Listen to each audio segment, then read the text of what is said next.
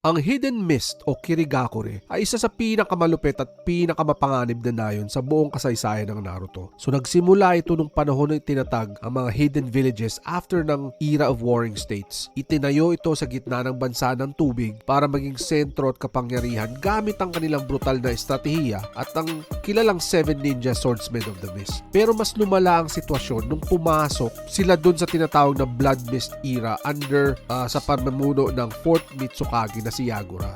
Nakontrolado pala ni Obito mga panahon na yun. Dito pinatupad ang pinakamaruming patakaran para makapagpatapos ng estudyante sa Ninja Academy nila.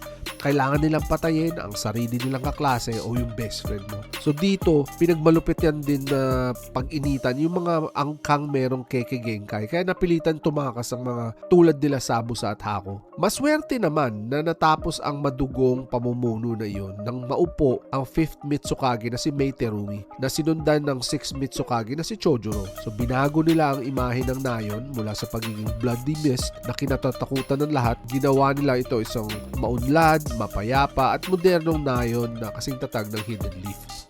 At siyempre, hindi natin pwedeng kalimutan ang isa sa pinakaastig at nakakatawang feud sa kasaysayan ng mga Kage, yung 2nd Mitsukage na si Gengetsu Hozuke at yung 2nd Mitsukage na si Mu, yung nakabalot ng benda.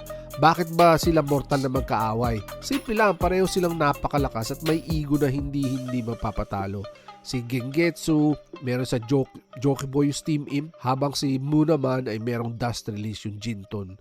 Parang kay yung 3rd Tsukikage. Sa sobrang tindi ng kalang labanan noon bago sila namatay, nagkahulihan sila ng diskarte hanggang sa nagtulungan silang mapatay yung isa't isa. Hanggang sa muling mabuhay sila doon sa 4th Great Ninja War, dala pa rin nila yung asar sa isa't isa. Ikaw, sino paborito mong Swordsman of the Mist? I-drop mo ang comment mo sa ibaba at huwag mong kalimutan mag-like, mag-share at mag-subscribe kay Robotaco X. Peace!